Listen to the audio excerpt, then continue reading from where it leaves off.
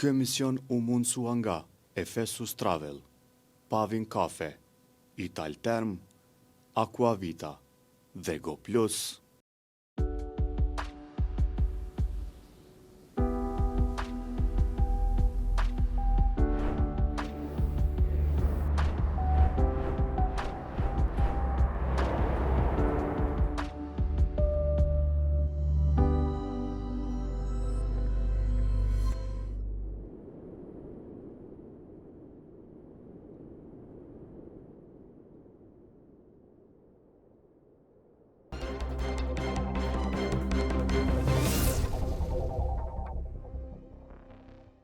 Mirë mbrëma, korupcioni po duket që nuk është më ndëshkues për partitë politike as për politikanët, përkundrazi. Sa më të korruptuar, as më të vlerësuar.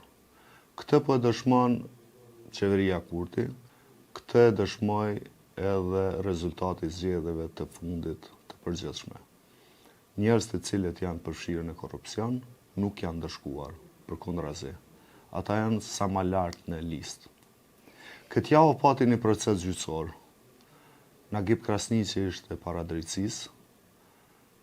Para tij, prokurorja Fikrije Krasniqi nxorri prova, lexoi komunikime dhe dha arsyetime se si zoti Krasniqi ishte nënshtruar një skeme korruptive që udhëheqte Deona Mihali. Ka ndalë edhe mesazhe në WhatsApp, ku Deona Mihali drejton gjithçka. Por në atë grup ndodhej edhe Albin Kurti, ndodhej edhe Besnik Bislimi, ku eliminoheshin konkurrent dhe ju japi tender atyne që nuk i plotësonin kriteret. Për këtë dhe për zhvillimet në LDK do të flasim me mikun tim, me kolegun tim Visarin, në këtë VV show të kësaj jave, të cilin do të ndajmë në 2 pjesë. Visar, mirë se erdhe. Mirë se gjithë, faleminderit. Janë disa tema, disa çështje që lidhen me tema dhe afera korruptive, ku janë të përfshirë njerëz të cilët i ke njohur personalisht në të kaluarën. Nuk po du me folë për njerëz, sepse kam pas një pozitë, i janë nështru një qoftë presioni politik, qoftë një skeme korruptive, po sot janë duke dhënë llogari para drejtësisë për to. Mu po më intereson me diskutu për logjikën. Logjikën se si një drejtori një ndërmarrjes më të madhe në vend, Kekut, i është nënshtru një strukture jo formale, të cilën e udhëheq Deona Mihali me, unë besoj, me direktiva të Albin Kurtit. E pave seancën gjyqësore të fundit ku ndodhej zoti Nagib Krasniqi? Si të duk? Po tash kjo është fillimi. Natyrisht që do të mësojmë shumë më shumë nga ky proces gjyqësor për atë që ka ndodhur në Kek. E cila pastaj ndërlidhet me ato që përmendet ju, domethënë disa prej komunikimeve që atë tash janë zbuluar, që kanë qenë në grupin WhatsApp, çështjet për të cilat është fol. Po edhe duhet publiku me di që kjo është njëri prej proceseve, është edhe një proces tjetër i cili pret zotin Krasniqi që ashtu ndërlidhet me. Janë 2 akte akuza. 2 akte akuza që një për tender, një për shitblerjet e energjisë. Një gjë që do të mendoj me bot qartë që në fillim në këtë proces, që është mbas edhe procese të tjera, po këtë është më evident, është që se po shoh shpesh që njerëzit po e keq kuptojnë korrupsion ose dëmtim i interesit të shtetit ashtu kështu nga pozicioni zyrtar. Nuk është domosdoshmërisht vetëm para që ti merr dhe shtetin në xhep tonin. Po. Mund është kanë herë mos më marr para në xhep tonin, mund është kanë me menuar që edhe po bën mirë, por nëse shkon në shkelje të procedurave ti dëmton shtetin. Sepse procedurat e mbrojnë shtetin, për ata janë aty. 37 milion dëme. Tash dëmi llogaritë tu që është 37 milion. A do dëshmohet kjo në fund ajo, mbetet të shihet, pra se kjo është megjithatë proces në fillim, po që ky fenomeni në të cilin ti është përfill procedurat, sepse mendon që e ka bën, ose spaku pretendon që e ka bën për të mirën e vendit, mendoj që kjo do të më diskutu shumë televizat vendosë, sepse televizat vendosë si koncept politik është i ndërtuar në bazë të kësaj. Që e kemi pa domethënë që është përfaqësuar në secilin fushë. Po. Do të thotë kur dojmë Dhe mek na jemi të bo mirë. Na jemi këtu për të mirën e vendit. Na kemi votën qytetare, rrjedhimisht neve na lejohet. Sham na kemi po kjo ka deklarime publike të kurtit si kryeministër. Na lejohet edhe me vjedh. Na lejohet me shkel procedurat, na lejohet me voqto, na Po, lejohet me... por dikush përfiton nga kjo shkelje procedura. Në mënyrë të kundërlidhshme. Absolutisht. Dhe ajo duhet të dëshmojë në gjykatë, pa që ata shkojnë njerëz në gjykatë. Tash, unë e pashtë prokurorja që përmendi edhe Dejona Mihalin, dhe na kemi pa edhe në komunikim me të Dejona Mihalin, për Dejona Mihali e ka një veçantime në këtë proces. Është i vetmi person aty në atë grupin, me sa më kujtohet, që nuk ka pozitë formale. Po, është jo zyrtare. Nuk është e punësu me kërkun as në korporat, as në shtet. Prandaj nuk ndiqet për shpërdorim të detyrës zyrtare, sepse s'ka pozitë. S'mundet. Mirë po, nëse ajo e ka atë pushtet, unë kam thonë gjithë, ajo e ka atë pushtet prej Albin Kurti. Ja ka dhënë. S'mundet ndryshe. S'ka mund Dejona, nuk mund as Dejona, as kërkush tjetër me vendosim me marrë pushtet, nëse nuk ka dakord Albin Kurti me atë punë. Ne kemi pa për shembull edhe komunikim me zotin Mujka, ma herët për punësime, mënyra qysh çdo gjë në fund përfundon si pyetje te Albin Kurti, atja bojmë çështë. Edhe në të rast është pa që ashtu është. Kështu që në këtë drejtim konsideroj që kjo për mua është problemi ose e shpërfaq këtë fenomenin e funksionimit të brendshëm të televizëve vendosje dhe raportit që ka ndërtuar lëvizja vendosje me institucionin publik. Sepse kur ti për shembull, se tjetër gjë është që ka bërë dhe parti tjera, e jo vetëm te ne, kur ti për shembull i merr njerëz të partisë si punëson, edhe pastaj funksionon formalisht me ta. Po pra. Po këtu është një hap matutje. Ti as nuk i qen në shtet. Është një strukturë paralele, si u jep thua. pushtet do strukturave që mundesh me i quajt para institucionale ose para politike, e të cilat kanë pushtet përmbi institucionin. Në tokë. Po. Se këtu për shembull në këtë rast pozitë formale ka zotin Agli Vlasniqi, që ka qenë drejtor ekzekutiv, si quhet ai, kryeshef ekzekutiv i korporatës energjetike të Kosovës. Ai ka pushtetin formal. Pra llogaritë që Po dikush është mbi të. E tash. Kush është mbi të? Është Dejona. Po. Kush ja dha kompetencat? Albin Kurti. Sipas prokurorës ato Dejona i ka Jo i kam komunikimet. Po edhe të komunikim, po domethënë aktakuza është e bazuar në çet marrëdhënie. Do ta shohim në emision, do t'i pasqyrojmë komplet komunikimet, mesazhet, grupet ku është Albin Kurti dhe diskutohet për dëmtim të shtetit në vlerë diku 37 milion euro. Shikuesit do ta shohin me mesazhe, me numra telefoni, me gjithçka në këtë emision.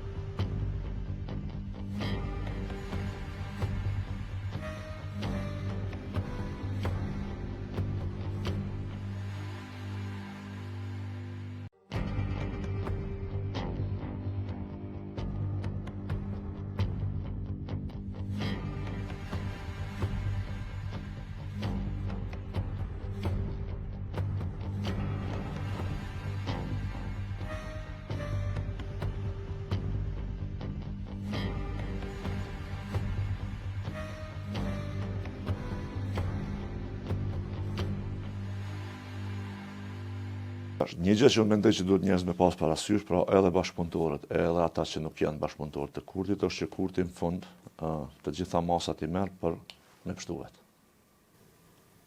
Po se ka marrë masa para prake që mos... Ai ndërton që ashtu skemën që vetë mos me qenë i përfshim. Domethënë gjërat me ndodh, po ai mos me qenë i përfshim kuptimin mos me qenë i akuzueshëm. Se kjo përfshirja ti po shihet qartësi. Mirë po mendoj që këto nëse vërtetohen të gjitha, domethënë në gjykatë, si vepra që e kanë dëmtuar, kjo edhe nëse juridikisht nuk e kap kryeministrin Kurti, politikisht duhet e kap. Ish dasht. Sepse pra po them që këtu që ky pushtet që e kanë këta njerëz, kjo nuk vjen pa bekimin e zotit Kurti. Siç nuk ishte mujt me ardh pa bekimin e kryeministrit tjetër, mos keq kuptohen. Natyrisht. Natyrisht. Dhe në këtë drejtim, si në rastin e Palekajt, 53 milionshi, nuk ka ndodhur pa Ramush Haradinaj. Nuk ka ndodhur. Pali është në procedurë gjyqësore, po krejt ai krim supozohet që ka ndodhë në kohën e qeverisë së Ramush Haradinajt. Pra, Ramushi ka përgjegjësi për një krim kaq të madh. Do ta kisha bën një dallim megjithatë, mendoj unë. Po, se s'po du me fol tash para, po. Natyrisht që Ramushi ose Zoti Haradinaj ka qenë ai që ka vendosur palin si ministër. Apo jo? Ministër të. Po. Jo domosdoshmërisht Zoti Haradinaj ja ka mbikëqyrë secilën punë Zotit Lekaj. E vërtet, po unë mendoj që Haradinaj ka ditë që pali nuk është me laçe. Absolutisht nuk po du me mbrojt asnjëri. Së paku unë me që nuk i njoh shumë mirë, dhe më thonë unë mendoj që çështu shkon aty puna. Ndërkohë që çfarë më thonë sigurt është të vetë vendosja që Albin Kurti i këshyr secilën punë. Po. Ta di për sigurt. Po. Domethënë Ky dallimi nuk beson në autonominë e ministrit. Jo. As formalisht. Jo, më s'mundet me kanë një ministër aty maj mesëm se Albin Kurti edhe me ja falë besimin aj. E këshim pa vidën, fjallën hyrëse të prokurorës Fikrie Krasniqi, prokurorës speciale, e cila në njënin rast penal, po e ndjek penalisht Nagip Krasniqin. Vida është një 5-6 minuta, më duket.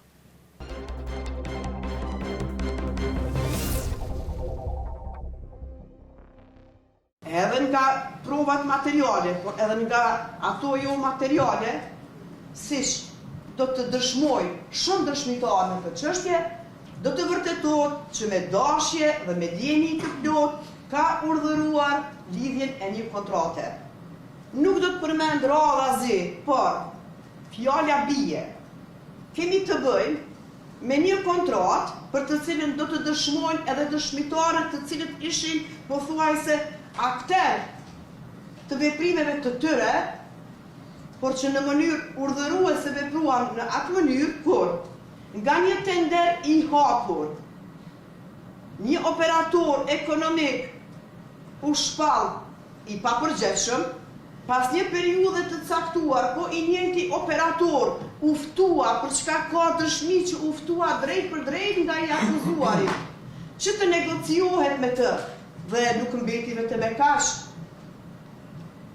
Po me të njëjtin operator ndryshuan të gjitha kushtet e veçanta për çka KRPP-ja qysh në fillim ka theksuar se nuk është e lejueshme të lidhet një kontratë e tillë, sepse nuk janë plotësuar kushtet për lidhjen e një kontrate të negociuar, e aq më tepër kur gjatë lidhjes së kontratës u shkelën një mori kushtesh të veçanta për lidhjen e kësaj kontrate vlen theksohet, një nga këto kushte është mos kërkimi i garancionit bankar që do të nënkuptonte që në rast të anulimit ose shkëputjes së kësaj kontrate për çfarë do lloj arsyeje, garancioni do të ishte rrethana, prova e cila do të sigurante që të mos dëmtohej korporata energjetike e Kosovës, respektivisht qeveria e Kosovës, e që në vijim do të shihni se si është dëmtuar qeveria e Kosovës duke qenë në dieni se një pjesë të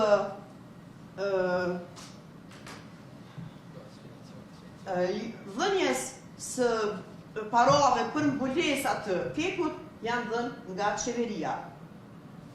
Përfundimisht do të vërtetohet qartë, gjithashtu edhe nga ekspertiza e financiare, që në këtë aktivitet prokurimi, duke pretenduar me një procedurë të negociuar, të shkaktuar pikërisht nga neglizhenca e autoritetit kontraktues, e që tani është i akuzuar i Nagip Krasniqi, të ndërmerren masa për sanimin, rehabilitimin e kaldas A5, para se asaj t'i ska donte afati kur ajo më nuk do të funksionante, dhe shpavja e një tenderi të hapur të paskoshëm, e pastaj të krijohet me qëllim një mundësi e një tenderi të përfunduar me procedurë të negociuar, Qeverisë së Kosovës, respektivisht korporatës energjetike, i shkaktoi dëm prej 37 milion, sepse krejt këtë pjesë të mbulesës derisa kaldaja A5 nuk ishte funksionale, KEK detyrohej që të blente rrymë me çmim shumë të lartë, e që nga ekspertiza rezulton që dëmi është në vlerë prej 37 milion. Sa i përket veprës penale të zbulimit të fshehësisë zyrtare, Prokuroria Speciale konsideron se ka prova të mjaftueshme se komunikimet mes të akuzuarit Nagib Krasniqi dhe disa nga zyrtarët e partisë në pushtet vetëvendosje, në përgjithësi e në veçanti me Dejona Mihalin si përfaqësuese e partisë ose nuk di çfarë funksioni mund të ketë, person jo zyrtar, kishte komunikime të shpeshta dhe jo vetëm kaq, por i akuzuari Nagib Krasniqi i dërgonte referenca, projekte të ndryshme për të cilat do duhet vendoste më vonë, e për të cilat e njëjta në mënyrë të kundërlidhshme ishte nveshur me autorizim nga i akuzuarit që të jepte opinione, madje në disa raste edhe të vendoste për to. E gjitha këto shkresa ose kërkesa përmes shkresave të drejtuara Dejona Mihalit ishin pjesë të dokumentacioneve ligjore para fazës së tenderimit, që i bie që, sipas ligjit mbi prokurimin publik, çdo shkresë që publikohet ose u jepet në dispozicion personave të paautorizuar paraqet zbulim të fshehësisë zyrtare. Edhe kjo do të dëshmohet me provat materiale.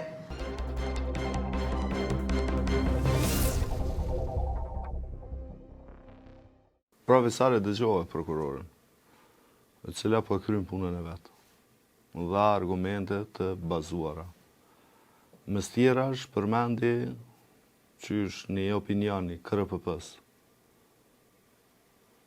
i cili thot se nuk mund të bëhet një gjë e tillë. Dhe këta shkojnë me procedura, duke shpall një kompani të papërgjithshme në tender, pastaj e thrasin të njëjtën kompani, negociojnë me to dhe i dhon tender. Vlera e domit 37 milion euro. Domi shkaktuar për Kekun, aksionare, pronare e Kekut është qeveria e Kosovës. Ata ka marrë mendja ndonjëherë që mundesh me pa një gjatë e tillë në një qeverisje të vetëvendosës e cila ka ardhur në pushtet, qoja për luftim të krimit dhe të korrupsionit. Pa jo, dorën zemër derin që të mos nuk e kisha prit, unë e prap e rezervoj mendimin tem, unë e prap e kam një kështu dyshim që disa gjëra edhe mund ndodhin për mosdijes, për mos kompetencës. Që kjo sa mosdije, sepse i ka ardhur. Jo, po them kështu, domethënë dëmi që është shkaktuar në përgjithësi, nëse këtu po flasim megjithatë për menaxhimin e një korporate që nuk është bash gjë e lehtë, dhe kjo mund vjen edhe për mos kompetencës, po absolutisht nuk e përjashtoj mundësinë që ka, domethënë është bërë për qëllime të Komisar, Komisioni Rregullativ i Prokurimit Publik, KRPP, po thotë mos shko me çit procedurë se është e palehtëshme. Po këtu na kemi një problem më të madh, për shembull, na po flasim për një periudhë në të cilën është dashur me u bërë remonti në këtë rast Kosovën A, njërin prej bllokëve të Kosovës A, që Keku më e përmbush obligimin që ka pas për prodhim të një sasie të caktuar të energjisë elektrike për furnizuesin pra Keskun, të cilin ka dështu me bo, me që ka dështu me e furnizu, ato sa është zëtu që ka me furnizu, e kjo bo për shkak që kaldaja nuk ndrejsh, Keko dash me blerë që me kompenzu që ato, dhe kër e ka blerë rrymë, e ka blerë rrymë ma shtrejtë, natyrisht importi gjithë ma shtrejtë sa përlimi vendor. Dhe këtu e dëmtu, dhe më thonë, që kjo dëmtim financiar që i ka ndodhë Keko, do është mbullu nga parët e qeverisë Republikës Kosovës. po në ndërkohë në një gjë nuk duhet me haru. Që ato pare qeverisë Republikës Kosovës janë faktatime që i pagujmë dhe tja, po jo? Pra, na e kemi pagu. Pare tona. Po ashtu, si pasoj e kërkesës më të madhe se sa mundësia gjeneruese prodhuese në Kosovë, na importojmë rrim. Si pasoj e importit neve na rritet çmimi i energjisë elektrike. Dhe na e pagujmë prapë çdo. Se kemi varësi. Pra, me që po flasim për sektorin e energjisë në këtë rast. Dëmi që i shkaktohet vendit është më i madh se 37 milionë euro. E heç s'po du me hi aty au kon korrupsion, au kon mos kompetencë, au kon mos Sigurisht. Gabim, ajo është e rëndësishme, pa ajo është e rëndësishme për gjykatën. Për mua është e rëndësishme që na e këtu po shihet, domethënë që është një prej, si më thon kështu, rasteve të një dështimi këgjat serioz energjetik në fillim të mandatit të qeverisë Kurti, dhe mos gabosha Që ka vazhdu me qenë praktik pastaj. që ka vazhduar më utrash.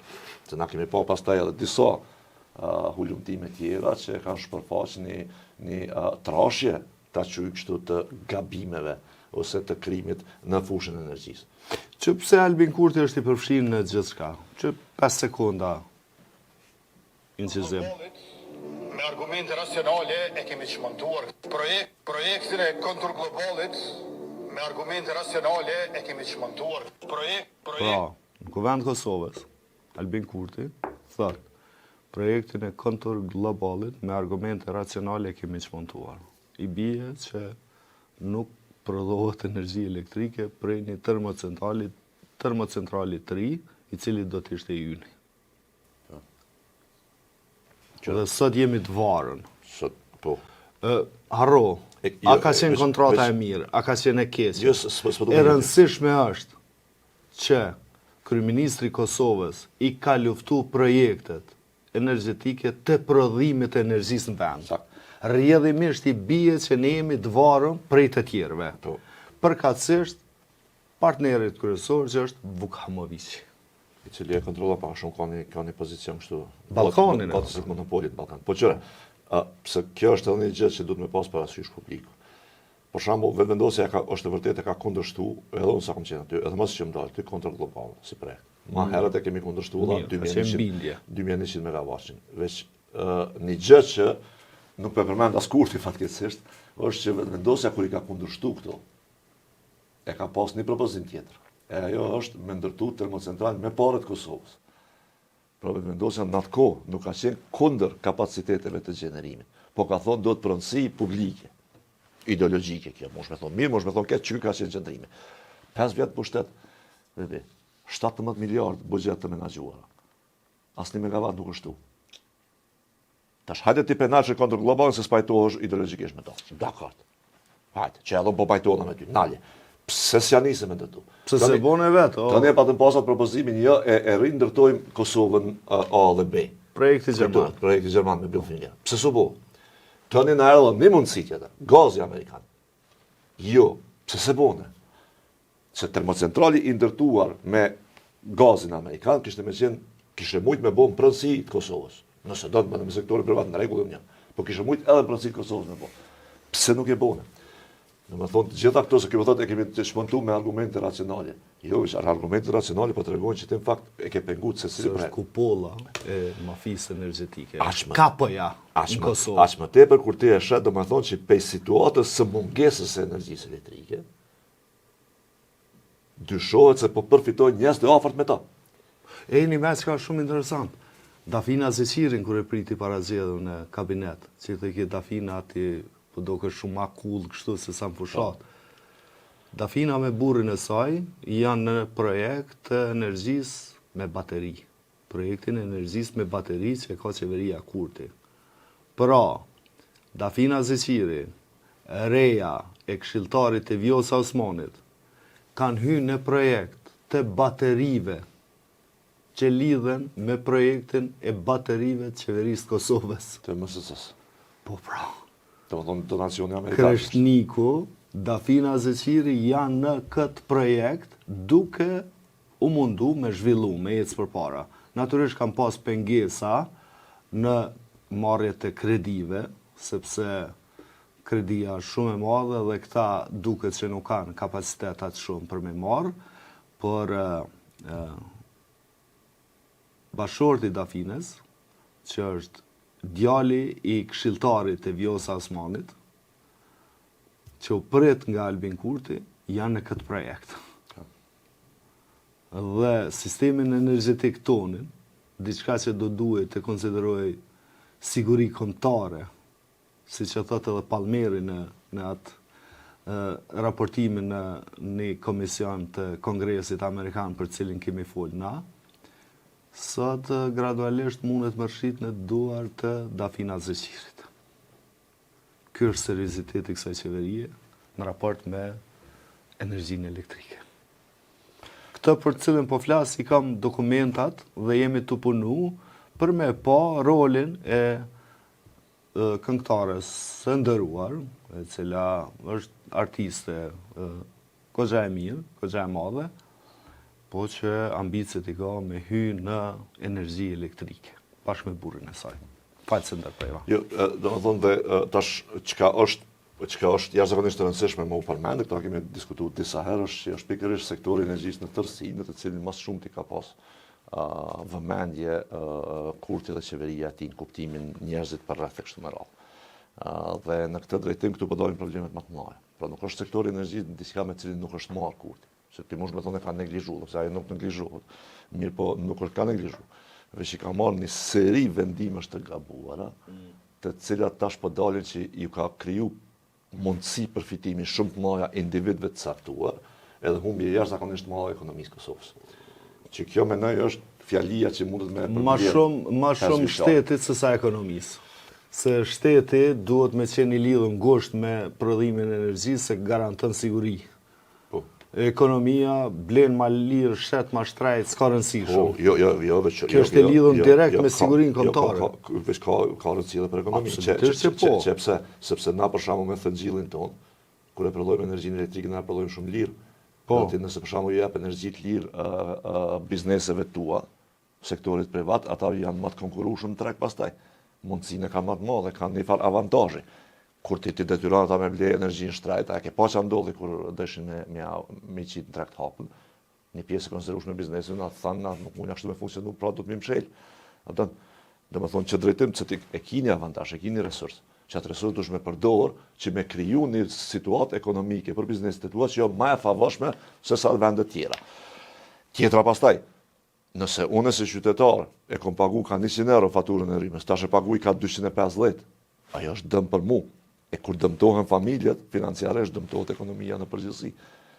Dhe ekonomia e dopt është gjithë cënimi i sigurisë kombëtare. Kjo s'ke me energji. Njerëzit e varfën, edhe populli i varfën është gjithë rrezik kombëtar. Dhe në çdo drejtim mendoj unë që çka ka bërë Albin Kurti me qeverisjen e vet, për shkak të inkompetencës, qëllimeve të këqija, cili do të qoftë arsyeja, rezultatin e ka shumë dashur. Tash e di, kur na ngoj njerëzit tash mas 28 dhjetorit këtë emision, kanë thënë po që fitoj 51% popë, ndoshta kam fituar 70 tani. Po kjo nuk i bën vendimet e mira. Jo mre? Ai futet me fitu sa don. Një më janë tu e përmend shumë kështu edhe kanë nisë me reflektu në për studio televizive, njerëz janë tu dorëzu me gjaz vullnetarisht. Ka fitu lene. Po ai ka fitu, ai mundet me fitu 70-80%, ama nuk e zhbën faktin që ata janë të përfshim si organizat politike, qeveritare, edhe politike, parti politike, të përfshirë në krem. Shqinë e rasin. Që dënë Deon Amiali në gjithë këta? Përveç kësaj. Pse është kjo në nështrim total? Pse janë këta frikacak? Kujt për i friksohen? Albin Kurtit? Jo t'i fiton 100%. Ai për mu metet kapoja i krimit në energji elektrike. Për mu. Se ndryshon këtë fakt. Ata që konsiderojnë vetën të interesuar për me majt një fakshtu kontroli publik, për me thonë me mikqyre publike, ma mirë thënë se jo kontrol, për mbi një pushtet dhe një qeveri, duhet me qenë dy fish ma të angazhuar, kër e ki një qeveri një partijake. Sesa kur i ki për shambull 3-4 parti që janë njëna 30, tjetra 28, e kështu me radhë, dhe ku ka aty koalicion, edhe atëherë dush mu konë, që i thojnë anglisht watchdog, po veçanërisht dush mu konë kur ka potencial të krijimit të një sistemi autoritar. Kështu që për mu personalisht, ma e rëndësishme është që tash më angazhu në mbikëqyrje të punëve të qeverisë, sesa që ka qenë të azëm kur e kini qeveri ku atë në sëna kemi pa të këto koalicione tona, s'ki nevoj fort me i vetë se të dalin të kalzojnë vetë për njëri tjetër. Kur i ki kaq homogen. Shumë të lezvëre, që është dorëzohen. Kur e ki për shembull një person që merret me energjia, me rezerva shtetërore, me këto, krejt atë. Ky është pushtet jashtëzakonisht i madh, i koncentruar në dorë të pakta. Dhe kjo është rrezik në vete edhe nëse qëllimin e kanë jashtëzakonisht mirë. Është ajo thënia shumë e famshme që përdoret në botë është që pushteti korrupton. Pushteti absolut korrupton absolutisht. Në më thonë njës kur kam pushtet shumë e be edhe mos me pas njët korruptohet. Këta dhe pa pas pushtet shumë, këta kishin qenë të korruptuar. Po shpresojmë që problemin e energjisë elektrike në Kosovë, nëse kërkush tjetër nuk e ka zgjedh Dafina Zeqiri me bashkëshortin e saj. Ka pas zhvillimin këtë javë isar të mëdhaja, është LDK-ja. LDK-ja ku gjithmonë vlon aty. Ndonë se është partia e tretë, fokusi është te LDK-ja. Ndonë se nuk ka pesh kaq të madhe, pra është edhe mrapa PDK-s me kogja shumë numra edhe të votave edhe të deputetëve, prapë është LDK-ja. Dhe LDK-ja duket kështu si një zonje lakmuar gjithandaj.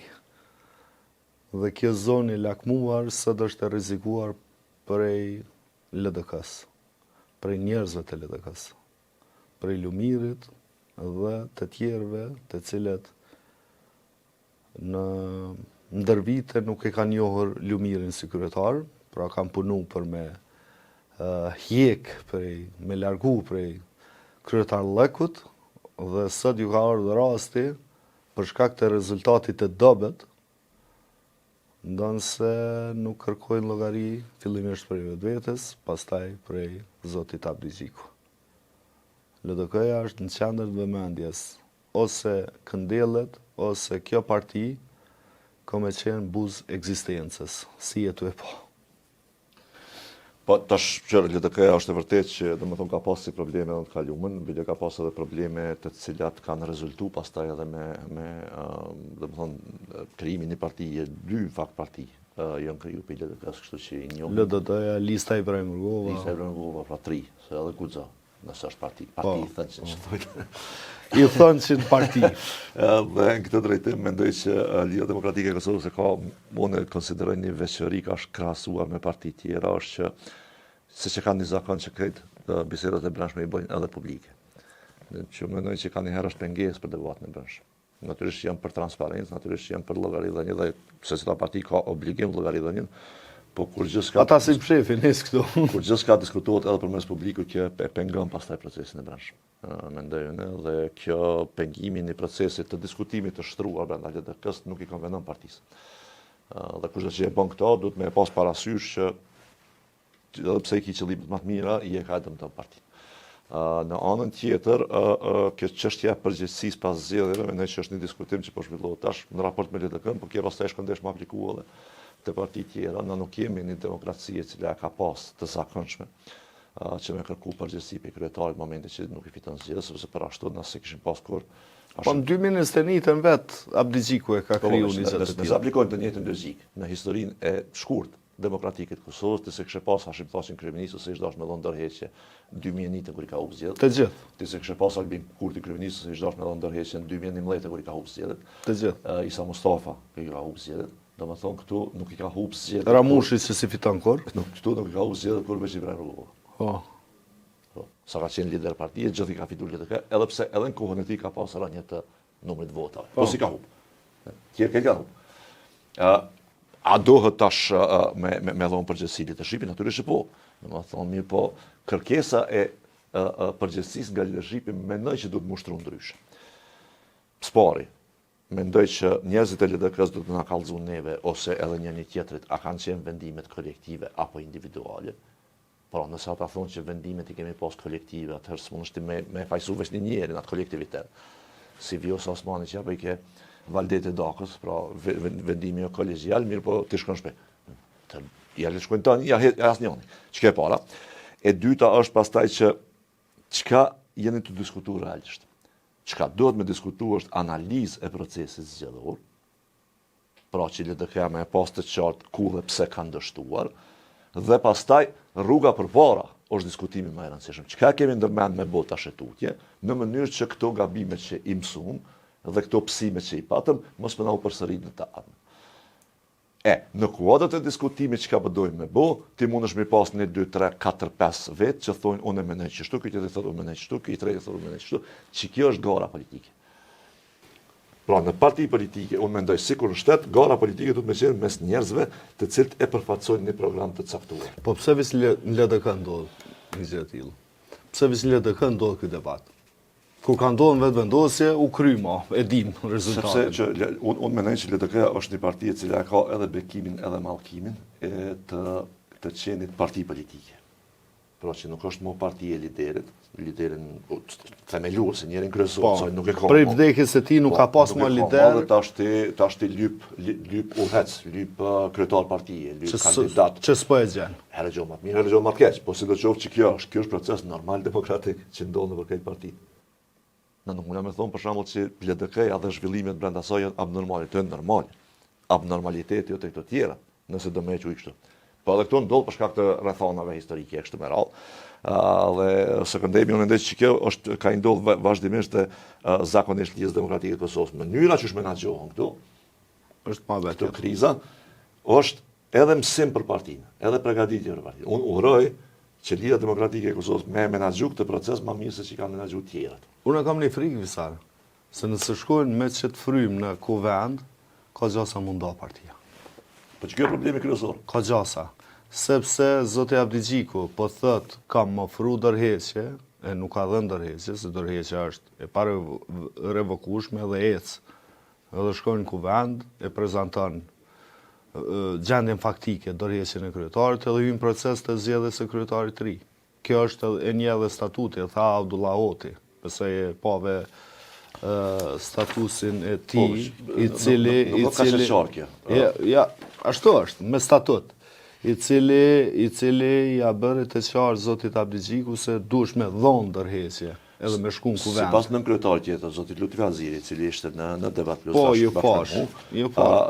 Ai tha që edhe ndërheqjen që ka dhënë zoti Abdigjiku e një statut. Se një. Tash, cila kërkesa për zotin Abdigjiku me dhënë ndërheqje, apo me dhënë ndërheqje e mos me kandidu? Tash, kjo është e diskutueshme. Ajo që është për mua që është shumë e rëndësishme. Nëse zoti Abdigjiku po don me dhënë ndërheqje, atëherë duhet t'jap ndërheqje dhe të kandidoj, të rikandidoj në një kuvend dhe t'jeti barabartë me kandidatë të tjerë në garë. Në këtë mënyrë nuk është i barabartë, se i bjen e njëjta situatë, si Albin Kurti në zgjedhjet e fundit, me kretat pushtet, që garante me parti tjera, njëjtë është Abdigjiku me shku në kuvend, duke qenë kryetar, edhe duke pas kontrol mbi antarësinë të cilët pastaj mund të mos t'ja pranojnë atë që ajo quan ndërheqje. Sidoqoftë kjo është çështje e tyre të cilën do duhet ta zgjidhnin. Por rreziku është me u nda LDK-ja. Është problem me u te kalu kjo situatë. Unë mendoj që domethënë përveç kësaj nuk ka kundër kandidat ende. Që është Abdullah Hoti nuk ka ambicie të deklarume për kryetar. Hikmet Bajrami nuk po kandidan për kryetare, nuk po e thot një gjë të tillë. Lutfi Aziri po ja mban krahun Lumir Abdigjikut. Atë që e pash në Debat Plus, ku ishit edhe ju, unë e pash që po ja mban krahun. Atëherë, kush e sfidon Abdigjikun? A veç po dojnë debat? Apo dojnë me rëzu? E me u zjedh dikush tjetër? Apo dojnë me ba zhurmë? Apo dojnë me qu këtë parti në shkatrim? Këtu është tash problemi, domethënë, unë një gjë që hala nuk e di, është nëse që ky diskutim ka të bëjë edhe me atë se si e mendojnë këta, domethënë, LDK-n në afat shkurt. Pra, a e mendojnë LDK-n si pjesë qeverisë, a ka tillë që e dojnë si pjesë qeverisë, a ka tillë që e kundërshtojnë të bashkëpunimeve, nëse nuk e di, është tema jo. Po supozoj. Dhe e dyta për mua gjëja më e rëndësishme është që unë deri që tash në këtë diskutim jo mundu mos me fol për çka mua ma kish marrë mendja që kandidati më i mirë i LDK-s për kryetar, sepse unë nuk po e di cilët janë kandidat. Është Lumir Abdigjiku në di. Tash kur vetë mua është i mirë ai keq, mua duhet me krahasu me diçka. Pra, nëse për shembull thu Alumiri A-ve bijun, të pastaj ju krahasoj juve dëve. Alumiri as pe dikush, me ka me krahasu. Kjo është problemi i madh. Dhe të gjithë ata që po ja kërkojnë largimin Lumir Abdixhikut, kanë të drejtë njerëzit natyrisht me mendu që ti s'dosh me qenë kryetari, po ata duhet pastaj edhe me pas një ide se kush kishte me qenë kryetari. Pa kryetar s'mundet. Pa kryetar s'mundet me. Dhe tjetra, unë mendoj që nuk mundesh ti brenda një partie, nuk është e drejtë mendoj unë. Me bën një gabim që unë edhe atë ditë në debat plus e thash që kom bona. Unë me grupin kur patëm ndarje atëherë. Ti mundesh me mendu për shembull që X personi nuk është i mirë për kryetar. Po nuk mundesh me ja kërku mos kandidimin në X personi. Që kjo gabim. Tush me luftu për me mujt. Secili ka drejt me kandidu. E pastaj kush fiton. Dhe e treta, LDK-ja, pse ato po thonë, që LDK-ja një herë na ka tregu që din me bë gar normale. Lutfi Aziri me Lumir Abdixhikun, apo? Ka dalë dy goven, dyja të konë kandidatura serioze. Ka fitu zotja Abdixhiku, zotja Aziria ka shtrej dorën, e ka uru dhe ka vazhdu bashkë. Isa Mustafa, Fatmir Sidiu. Isa Mustafa, Fatmir Sidiu. Tash. Isa Mustafa në Gjadaci. Më falë, Fatmir Sidiu në Gjadaci. Ndonë se ka qenë një ndarje, një thyrje. Po du me thonë që këta... Ka pas garë. Po këta janë pjek pastaj, edhe kanë fillu me bo garën që shdohet, nëse cilën parti. Krejkje që po ndodhë, se cili për këtyre që po flasin dhe që kanë qëndrimi, unë mendoj që ka legitimitet në qëndrimin e vetë. Po mund është me thonë që i ka do pikat mira, ka do pikat mira. Veç uroj që kej që kjo në fund mu përmbyll me një pajtim të ri. Në kuptimin kush fiton, do të vazhdojnë bashkë. A ti mund është me mendu që kishte me qenë ma mirë me fitu ti. Po kur vendos shumica. Për shembull, unë e ti jemi prej atyre, që ka dhe tjerë, që mendojnë që Albin Kurti nuk ishte dashur me bëj kryeministri i Kosovës. Po ka fituar një herë tash. Po. Është ai bëu kryeministër. Po. Edhe na kena me po trajtuar si kryeministër. Kjo nën kupton se luftën ti s'duhesh me nal kurrë që ai mos më bë kryeministër edhe një herë. Natyrisht. Se është e keqja këtij vendi. Ti gjithë dush me dhon vërejtë të tua.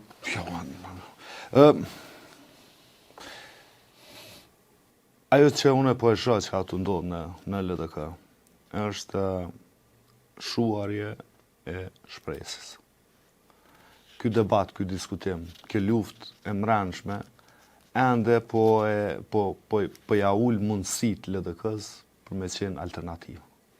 Dhe duke rënë LDK-ja, rritet vetëvendosja. Çto duhet me ditë njerëzit? Derisa nuk ka parti tjetër politike që krijohet, se nëse që tash krijohet një alternativë, mas 4 vjetëve mund të jetë alternativë një parti tjetër politike, që mund të marrë vota në LDK, që mund të marrë vota në vetëvendosje, në PDK, në aleancë dhe me u kriju diçka e re. Aktualisht nuk ka diçka të tillë. Sa më shumë që dëmtohet LDK-ja, më shumë vota shkojnë te vetëvendosja. Këtë nuk po e di, a janë të e ditë njerëzit e LDK-s. Unë shoh aty njerëz që luftojnë pa kompromis me kushtin që partia përfundon, vetëm mos me njoft njënin apo tjetrin për lider edhe për udhëhes. Edhe kjo ndodh vetëm në LDK. Edhe kjo logjike tyne nuk e di a e menojnë pak ma gjërën edhe ma gjatë se kaq. Punë e madhe thonë, spedu Lumirin. Punë e madhe spedu Isën, spedu Abdullahun, këtë qoftë. Nuk e kanë këtë problem pse partia tyne shkon në ramje. Dhe trendi i ramjes së LDK-s është i pandalshëm derisa vetë LDK-ja nuk e ndal një gjë të tillë. Nuk mundesh me besu një subjekti, një alternative, kur e sheh që ata po bëhen copa mes veti. Për çka? Për pozitë kryetarit. Kjo është e tmerrshme. Meq urojmë që LDK-ja të këndillet, urojmë që ata të zgjedhin liderin e tyre me cilin mendojnë që duhet të ecet përpara. Por edhe ne që jemi votues, duhet ta kemi parasysh se kush prej tyne na jep alternativë që të votohet Lidhja Demokratike e Kosovës. Deri tash ka zymtësi. Mirupafshim.